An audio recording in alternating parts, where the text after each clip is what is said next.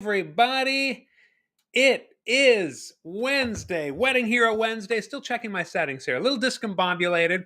I just had to take a sourdough out of the oven. It was like the timing was right when we start, of course. Uh, but I'm here, plunked in front of the computer. Everything is on Do Not Disturb. I am here I am here to party with you, as some have said in the chat already. Time to party. Let's get this party started. Oh my goodness, John was here nice and early. In fact, I do know Cantor Mark. I think he commented. You can see better than I can if you're on YouTube or in the chat. He commented like 2.5 hours ago. So Mark really wanted to come on here and leave his mark, so to speak. But on bump, yep, I'm a dad, and the dad jokes just get worse the older I get. But he was here, tagged the wall. and now the rest of you are here at a more reasonable time saying hello.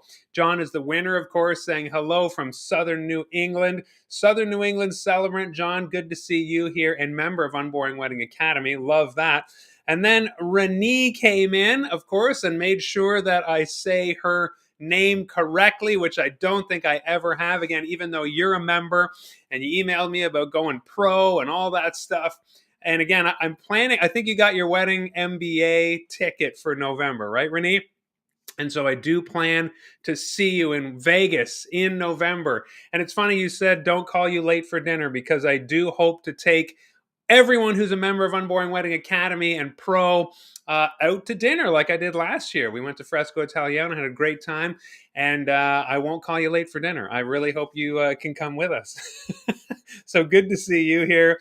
Just going through here as we get started. Today we are, of course, it's Wedding Hero Wednesday. If you're stumbling in here and being, what is going on? It is Wedding Hero Wednesday, which means we are going through, it's kind of like a book club, a live book club together with the author. That's me. Wedding Zero to Ceremony Hero. I never say the name of my book correctly. So maybe it wasn't meant to roll off the tongue. It's just meant to be seen on the page, evidently. But Wedding Zero to Ceremony Hero, of course, it is written for folks who are at Wedding Zero. They've never done a wedding. And now just read this book, plan with your couple, and you will be a ceremony hero. That said, love that there's so many members of Academy and Pro in the chat. When I wake up on Wednesday or Friday, the 2 days that I typically go live, I'm so excited to see you and have a party with you live. So Reverend Rhonda is in the house. This is awesome. I don't think I've put it together early enough that R.L. Reed is Rockin' Reverend Rhonda, who again also came in to the membership of Unboring Wedding Academy last week. I'm so thrilled you are here, Rockin' Reverend Rhonda. That rolls off the tongue a lot easier than the title of my book, Rockin' Reverend Rhonda. So awesome to have you here. Ben is here from North Dakota. Good to see you here, Ben. I know you're a busy man, and sometimes we don't always get the privilege of having you here. So good to see you. Doris is here also. And of course, Ben is a member. Doris is thanking me for a quick response to a login issue. You're welcome. When it comes to tech stuff, Jen, of course, is our operations manager. We try to get in on that as quickly as possible. You needed your login to the Love Story Caster.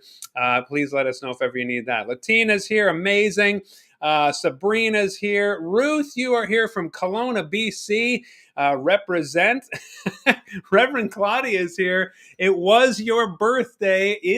So happy birthday, Reverend Claudia, from Ontario, the Erie region, if I remember correctly. And Ben made a very frightening birthday cake for you, graphic anyway, with me on it. You know what? If you're not a member of Unboring Wedding Academy, it's worth it. Just become a member just so you can go into that Facebook group and see that very disturbing cake, which I had to apologize for being on the cake. I had nothing to do with it. I can't take any credit for Ben's work there. Happy birthday, Reverend Claudia. So glad you're here. Charlie is here from the Jersey Shore. Amazing. Tamara is here. Beverly Craig. Good morning, Bob. Good to see you from Austin, Texas. Tammy is here from Akron, Ohio. Chuck from Massachusetts. Amazing. Sandra's here. Hello. I'm here, Mark, Center from beginning to end ceremonies on the golf course with my little man playing 9 holes. I love that you pop me in your ear when you are playing golf. I hope I somehow improve your game. That is really what I'm here for. Gillian is here and says hi. I believe it's Gillian. Jillian, you've told me before. I'm so sorry. From Ottawa. I remember clearly because Ottawa is my hometown. Spent the first 24 years of my life there. Ottawa University. Worked at the Rideau Center. All that good stuff. Love that you're all here. And Samantha is here from New York. Okay, let's get into it. I do have a lot to cover today. We are diving into part 2 of the book. We are only on page 29, I believe. So if you're following along, and I do know a lot of you are grabbing your own copy and following along, you can get this book anywhere on Amazon, anywhere your local Amazon, wherever you are in the world. You can grab your own copy of Wedding Zero to Ceremony Hero. Basically, we're starting at page 29, which is the start of part 2, Plan the Ceremony. The last couple of weeks, we had an intro and we had a learn the basics. This is week 3, where we get into the real meat and potatoes of this book and of the planning process, I would say. Again, I wrote this whole book about how to sit down and plan the ceremony with your couple. Howdy, Ava. Good to see you here. It is Jillian. Thank you. I will not make that mistake. I think it's because, of course, Oppenheimer, the great new star, is Killian is the star of the Killian Murphy, I believe. So that maybe that the first consonant of these names trips me up a little bit. I never actually knew how to say his name. So thank you for that, Jillian. I will always remember that. I will try to always remember that. So let's get into it without further ado. Part 2, Plan the Ceremony. Now, I start out this chapter talking about how early on in my officiating career, I discovered 2 really important things really quickly. Of course, I started officiating. I don't go all into this backstory in the book, but I'll say it here because we're live. And I get to gloss on my own book. I started out officiating as a minister, resigned from formal church ministry, I would say.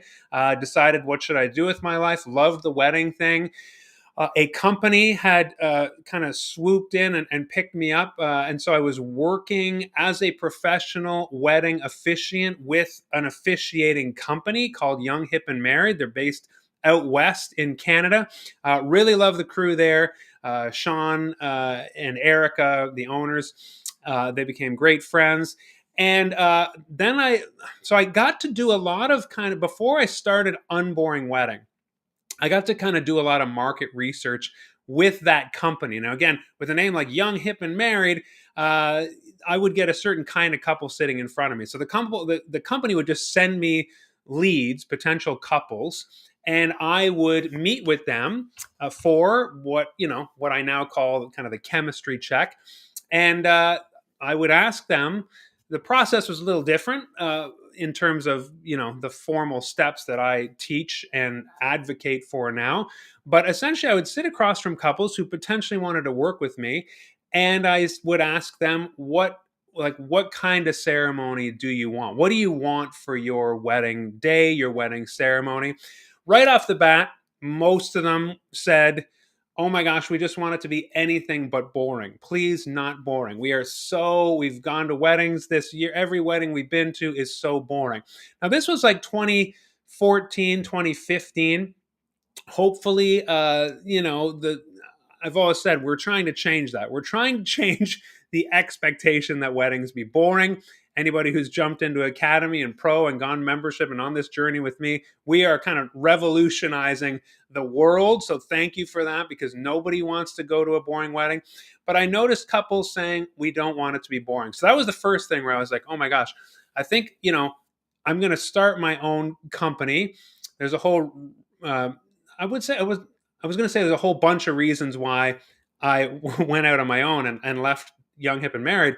Really, there was only one. It's just because when you work for a company, of course, they take a portion of your money and they handle all your marketing and they handle all the, payment processing and that. But I just thought, hey, I can handle all that and take 100% of the fee. So that's why I moved out and then decided what was kind of the the nut that couples wanted to crack, and it was boring weddings. And so that's why I named my company Unboring Wedding. The company was me, still is me, and of course 1,300 other plus members who take my training and are inside the membership community and all that stuff. We're on this journey together. But the other thing that I noticed was couples were starting to say to me that they didn't want any unpleasant surprises. And the same couples that basically said, I don't want a boring ceremony, a lot of them had a story about how they were in a wedding, or their family member, their bestie got married, and the officiant at that wedding delivered some unpleasant surprises. That was the other story that I kept hearing over and over: fear of a boring wedding, and fear that the officiant would do something or say something that the couple didn't know was going to happen. So I tell the story in the book of, Nina, who said she was a maid of honor at her sister's wedding, and the day was perfect. Couples just plan every element of the day perfectly, down to the vegetables on the plate, and the the ties that the wedding attendants are going to wear, every detail. And unfortunately, this was an example of, they hired an officiant, told the officiant what they want. The officiant said, and then, of course, when it came time to ceremony, the officiant stood up there after telling them it'll be, a 10-minute ceremony or whatever. And they just said, okay, without really investigating it. The officiant got up there and basically started reading some scripture verses, which everyone was like, that's interesting, because, Nina's sister and fiance were not that religious, but okay, officiant, people read scripture at wedding. And then the officiant started to preach, like, about salvation and heaven and hell, which of course the couple weren't even religious, weren't Christian, weren't, and so Nina was just describing the horror that not just the couple felt, but how everybody felt, just wishing this would be over. If you go to church and that's your jam and that's your bag and you want that, that's one thing. Then that's fully within your rights, I would say. But this couple, unfortunately, didn't go to church. This is not what they believed. The officiant, though, said, I'm going to take the opportunity to shoot fish in a barrel and basically preach, my version of the gospel to all the people sitting here.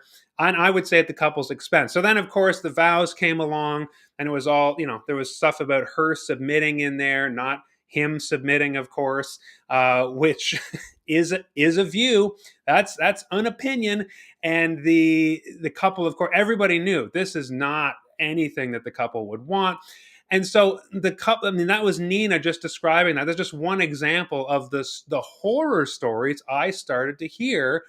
There's many wedding horror stories, many wedding ceremony horror stories, but this one was specifically the ones that I were hearing, couples looking me in the eye and saying, please don't do that to us. And that's when I realized, okay, there is definitely a way to prevent this from ever happening. There's definitely a way to make sure I can deliver when I start Unboring Wedding. I can deliver unboring weddings. How do I do that? Tell the story, engage the guests, make it really fun. But also, I never wanted to commit the sin of uh, unpleasant surprises for the couple. And so that's why when I move over onto page 30 here, I talk about how what we're aiming for is the element of no surprise guarantee. That is something I decided right up front. How, you've heard of the element of surprise? How do we do the element of no surprise guarantee? How do I make sure that everything I do up there and everything I say up there has been vetted by the couple? It's everything they want. Flip side of that, how do I make sure I don't do anything that the couple doesn't want? How do I make sure the ceremony reflects them completely? And I would argue that the only way and the best way to do that is to sit down with the couple and have a wedding workshop. Okay. So if you're following along, that is what I talk about next as I set up part two, this plan the ceremony section. Basically, the wedding workshop is what I call that meeting you're going to have with your couple 4 to 6 weeks before the day.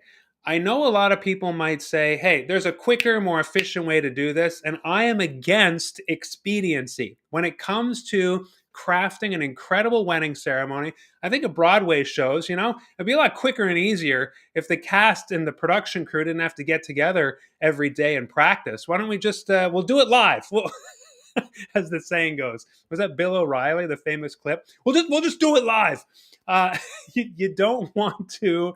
I mean, always a more expedient way of doing something that doesn't make it the best way.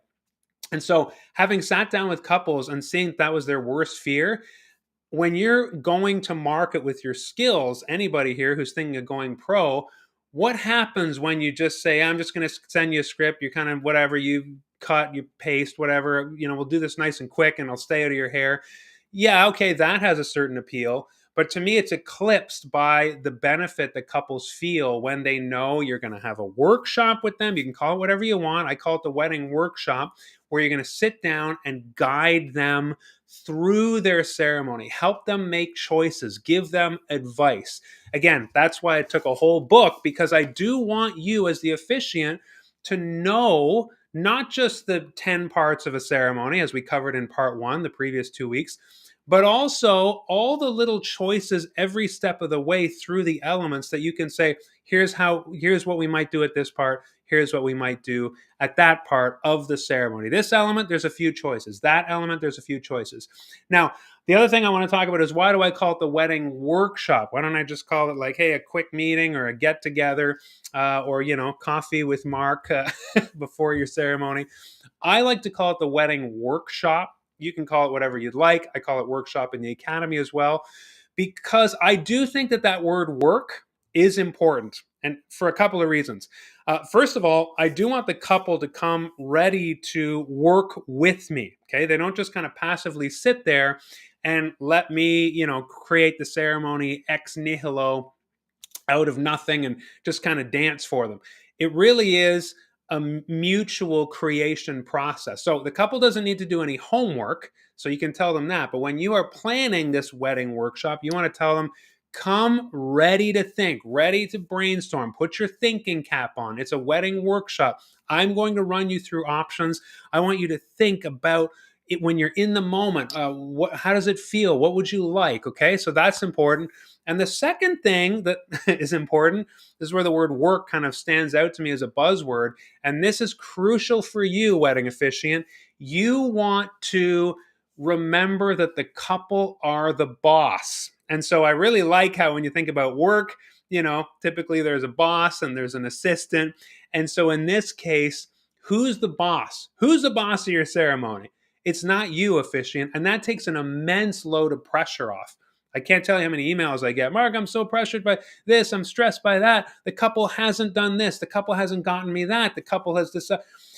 They're the boss. Okay. So that you bring that into the wedding workshop, your couple are in the driver's seat. If you've been on these lives with me, you've heard me say this hundreds of times because it's so crucial, not only to them getting the ceremony they want, but to you, fellow officiant, celebrant, not feeling completely stressed out and responsible like you're some sort of puppet master of the day. You are there to facilitate the couple's vision. And so when you go into the wedding workshop, this meeting 4 to 6 weeks before the day to plan the ceremony with your couple, you're going to remember that. We're here working on this together. I'm the expert. You might say, well, I'm not an expert. Hey, if you've been through these and you've read this book, that's the purpose. You're the expert in the sense of you're a few steps ahead of your couple. You can guide them through this thicket of elements and choices and things they don't really understand how they're going to go. You will have, again, read this book, thought it through with me, and you're able to lead them through and make the choice that they want for the day. Okay, so that's why, again, those two things, it's called wedding workshop, because you want them to work, you want them to be the bosses of the day, and you're going to walk them through the elements and be their guide, but they are in the driver's seat the whole time. So let's get to the part. I just wrap up the intro to part two by saying I have kind of split up the conversation, and therefore part two itself in the book, into 5 parts. So I want you to start thinking about that. How does this workshop go? It goes in 5 parts. we're definitely not, so that we're going to spend a few weeks now. Like I said, this is the heart of the book. I break the conversation, that meeting, down into 5 parts. The first part is kicking off the wedding workshop. Yes, there's an art and a science and a style and things you want to say. We will cover that today in the next 10 minutes. And then the second part is you're going to start walking them through the logistical details of the ceremony. There's like mic stuff and who's in your wedding and all that stuff. We will walk through all that starting next week. Then we will get to covering the pre-ceremony elements, all the things that are going to happen before the ceremony. I've said it before, and those of you who are members of Unboring Wedding Academy know that when you have your wedding script as part of the academy, you get my full script template. And of course, I start training in stage 2 how to set up the script. The first 2 pages of the wedding script are not talking. Okay. So the other extreme, imagine a wedding script, the kind you'll download on the internet, where it's just what the officiant says. That is terrible because what the officiant says is only half the script. The other half of a wedding script is all the people, the cues, the moving parts, what gets triggered when somebody says something or does something, the songs that come on at this time, stop playing at this time. That needs to all be in the script as well. A wedding script that is only the talking, I'd say, is half done at best. You need all those stage directions and cues and things that are actually happening, because a wedding ceremony is more like a stage production than just actors talking, scripting, okay? Just like any good screenplay, you want all those instructions in there. And so that is why we want to, the first 2 pages of the script is all the people, places, what's happening. And so that's its own whole separate ball game in terms of the conversation. That's the third part of this conversation of the workshop. And of course, we'll get there in subsequent weeks. And that's, the middle of the bookish. Then we get to 4, and that's where we're going to start brainstorming the elements of the ceremony themselves. After the processional, the couple standing in front of you, and you give your whole monologue, tell their story, laugh, cry, all that stuff. That's a whole separate thing that we're not going to get into because your monologue is a whole other part. Basically, though, once they're standing in front of you and you've said your speech, then you move into the elements, the vows, the rings, readings, unity rituals, prayers, blessings, things they want to add. And that's what we're going to cover in part 4. That's the 4th part of the wedding workshop conversation. And then the 5th part is wrap up the workshop with a really specific winning strategy that's going to send them out the door feeling absolutely great. Okay. So that is what we're covering, probably from page 33 all the way until page, let's see, 90-ish. Okay, so that's a lot of pages to cover. I get really specific. So now we're into start the workshop. Okay, so let's imagine, as I said, it's 4 to 6 weeks before the day. That's the sweet spot for having this sit down with your couple. What do? Well, you think of this as a really well-run meeting. Again, don't think of this as like a first date. You've already had your chemistry check with the couple, hopefully before, whether you know them and this is your first time, or whether, you've hired them professionally and you only met them that one time before. You've met, you've had your chemistry check, you've agreed you want to work together. Now you're meeting to work. And so you need to approach this really professionally, the way if you went to any consultant, a lawyer, any kind of person, I don't care if it's somebody renovating your house, you want to sit down with them and you want them to really guide you through. You don't know. This is your first reno. Well, sit down with us and start walking me through what I'm supposed to do. That's your role as the officiant here, is you want this to be a really well-run meeting. The one thing that bothers me when any meeting starts, any event starts, anything at all, whether it doesn't matter what it is, a work thing, a recreational thing, is when it's any sort of meeting. My biggest pet peeve is wondering when it's going to end. When are we going to get out of here? Because just meetings can take forever. Human beings sitting around on Sunday, I had some friends over for pancakes at brunch, and we sat around the table. And then next thing you know, it's been 3 hours. That was just my wife and I and 2 friends. Okay, that can happen with just having friends over. When you get a meeting, 4, 5, 6, 7, 8 people, it can go on forever and ever. There literally never has to be an end until I don't know, you're like, well, we need to grab something to eat, or are you getting tired? I never want anyone to feel that way. And so the key element to any well-run meeting is knowing when it's going to, first of all, knowing your objective. We know our objective here. It's to get all the things out of our couple that we want, to guide them through. We've already covered that. So the key to sitting down, the first part of the wedding workshop, is to sit down and kick it off really well and say to them, this meeting is only going to be 1 hour. You tell them that with absolute confidence. That way you can see, I always see them kind of perk up almost with relief. Like, okay, because when they sit down, it seems insurmountable. We're going to plan our whole wedding ceremony with you right now. And right now it's just kind of a nebulous, fuzzy idea of the kind of day we want, but we're not entirely sure. How are you going to make this happen for us in one meeting, let alone in a painless meeting? And that's where you say to them, this is going to be painless. I'm going to walk you through it. It's only going to take 1 hour. You can see the relief on their faces. This is really important because there will be parts in the meeting where it feels like we're getting ground down in the minute details. I often see, especially, not to be stereotypical, but if there's a groom, the groom is like, oh my gosh, when we're getting to the point of who's lined up and the friends and how they're standing and the heights and the styles and the orders, it just gets to be a lot. And again, if you have told them, don't worry, it's only going to take an hour. We're going to get to a really, sticky part in the middle, maybe. The processional is near the beginning of the ceremony, but that processional part is more like the middle of the meeting, and it can really grind down. And I just want to keep in their minds, don't worry, we're going to get out of here at. And so usually if we meet at 2:00 and we grab coffees and catch up, and how's the year been? Because a lot of time they book me a whole year ahead of time. I've had the chemistry check. We're meeting again for the first time in a very long time. Catch up. Maybe they've had a kid or bought a house or something. And then I say it's 2:15. We're going to be done by 3:15, no matter what happens. And they're like, oh, thank goodness. Okay. So that is how you kick off, in my opinion, any well-run meeting. Flash forward, you're going to do the same thing at the wedding rehearsal. You're going to stand up in front of everybody and say, this is going to take 40 minutes at the most. Okay.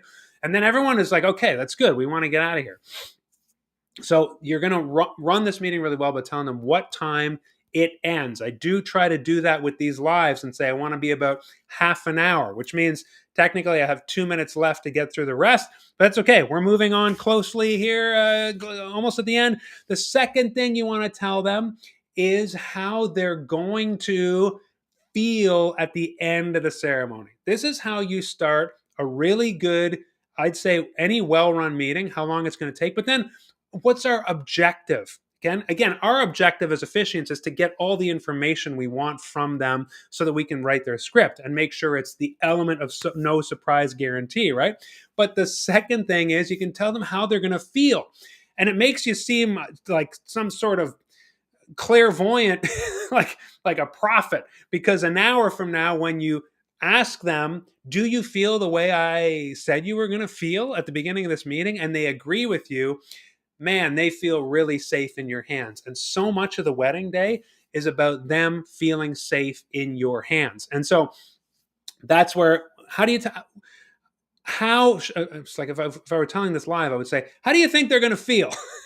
Tell me in the chat right now. How do you think they are going to feel at the end of a planning session with you where you are their guide and you've gone through all the brainstorming and it's gone from this fuzzy, nebulous, I don't know, to like on your computer screen. Any thoughts on how you think they are going to feel at the end of that meeting? What can you tell them?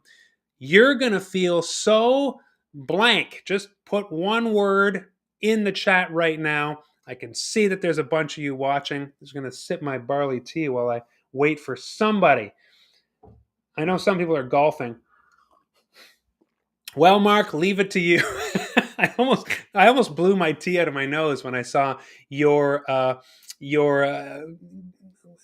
opinion. I'll just put it on the screen there.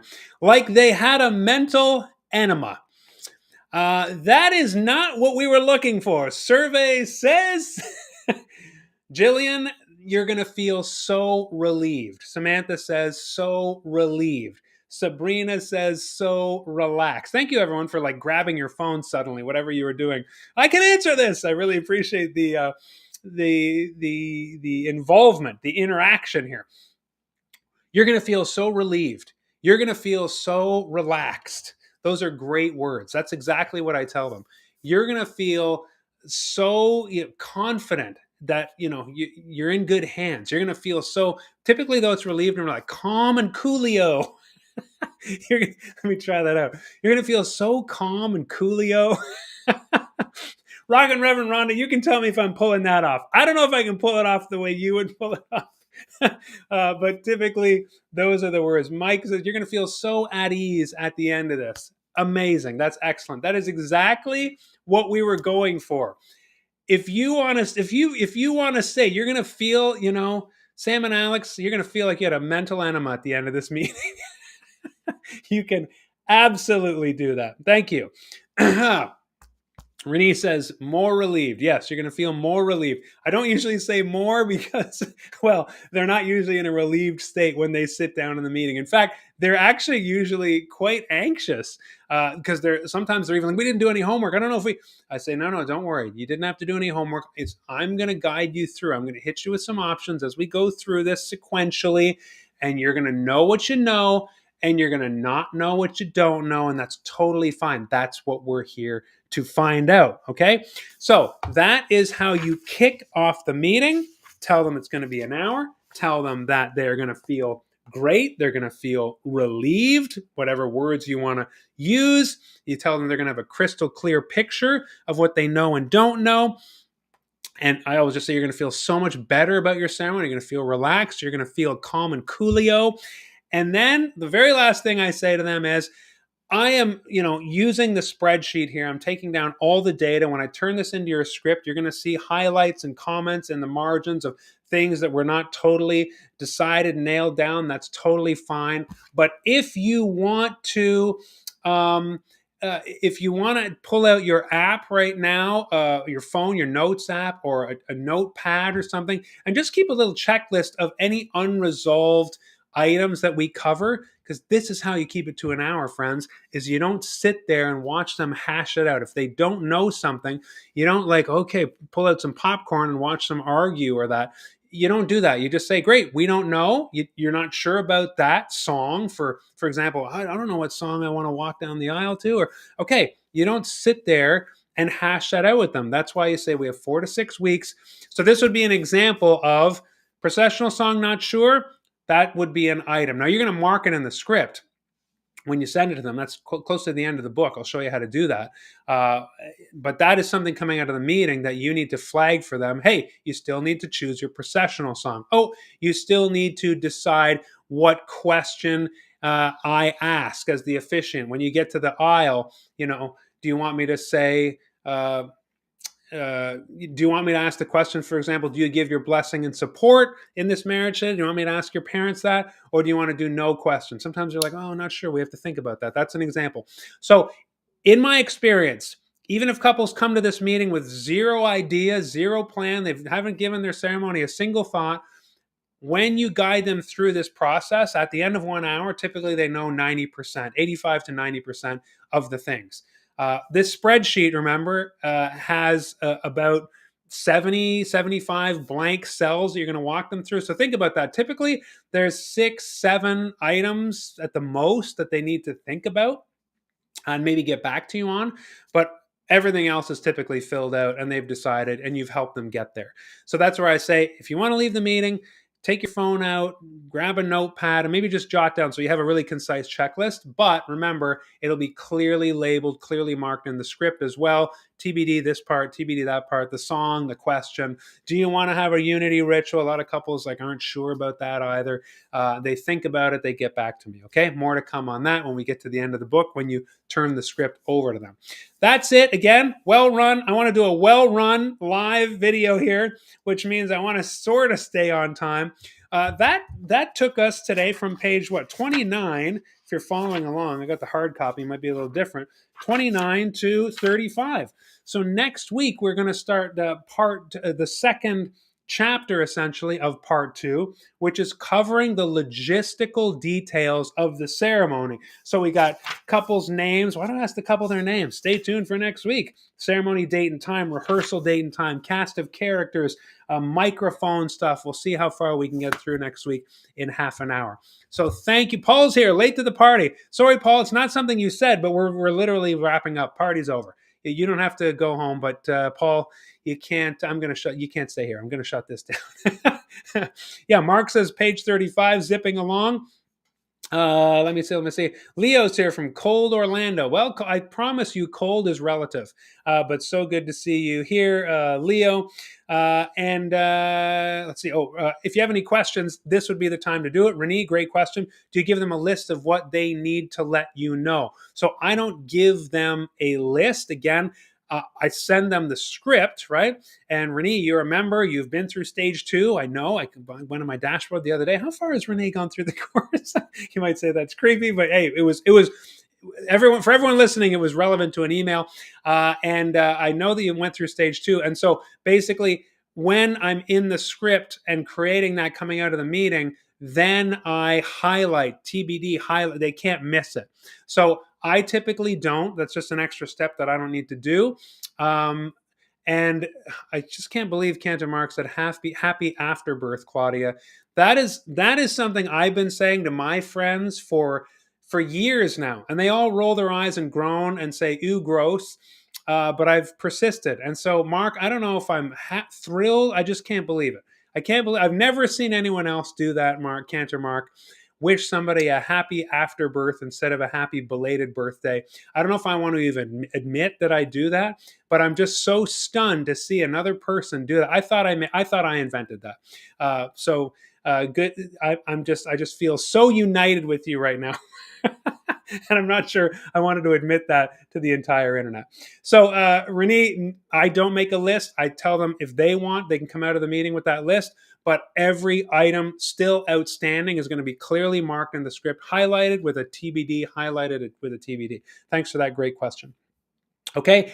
Any other questions, Leo? What happens when the mom of the bride wants to run the ceremony and change the script?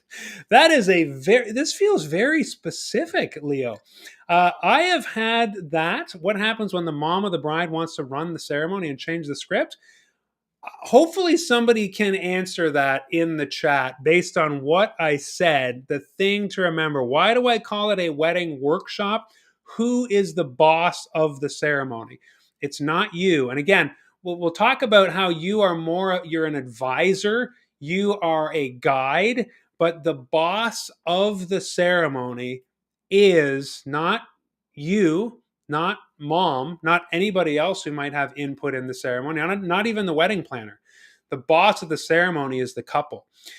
And so I've had parents even reach out to me and say, I want this, I want that. And I say, we are deferring to Sam and Alex on this. I've had challenges in the rehearsal. I want the question to be asked. Who gives this? I say, Alex and Sam and I, we had that discussion and the couple have decided X, Y, Z. You're always deferring to their authority. You are their advisor and their facilitator, but it's almost like lawyer-client thing. Technically, the client is in the driver's seat. They can stand up in front of the judge and blow the whole thing up. And as the lawyer, all you can do is go, oh, that's a mistake. But the client is in control. And I would say the same thing when you are officiating a wedding. Jeff, you are the facilitator. Absolutely. Okay.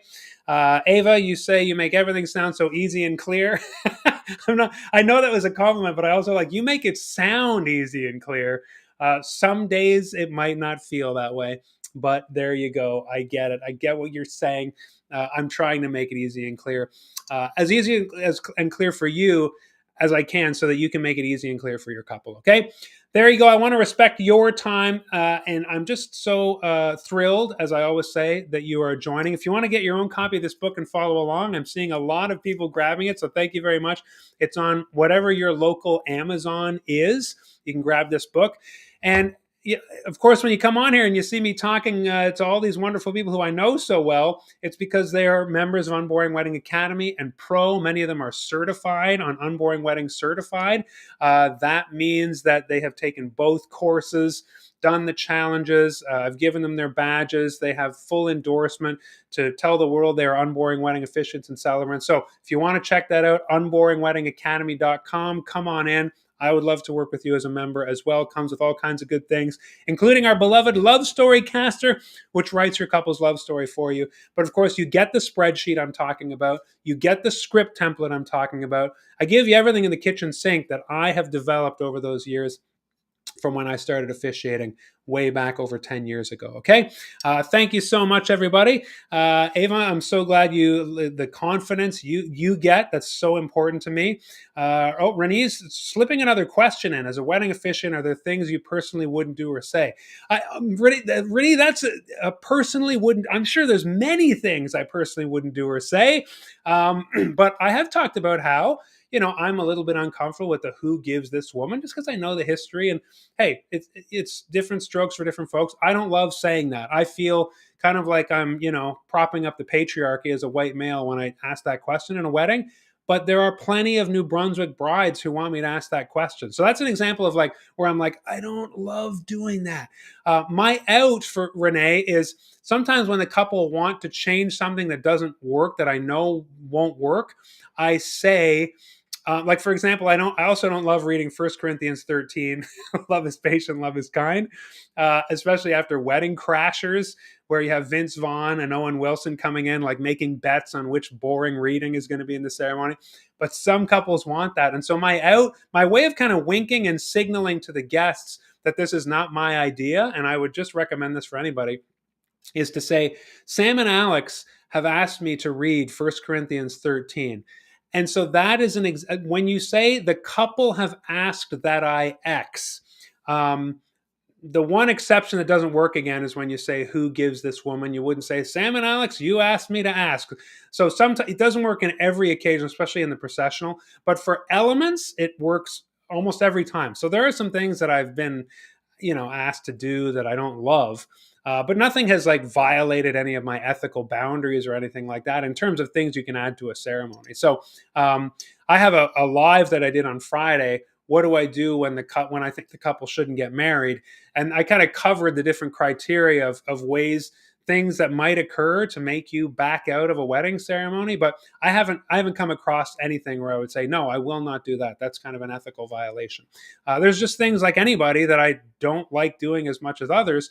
But I do remember that the couple are the boss. And I have also learned, like I said, to say the couple have asked that I XYZ as kind of like a little wink and a nod. Okay. Let's see. I was just trying to get off, and then all these great people came in, like Cody just arrived. Cody's here.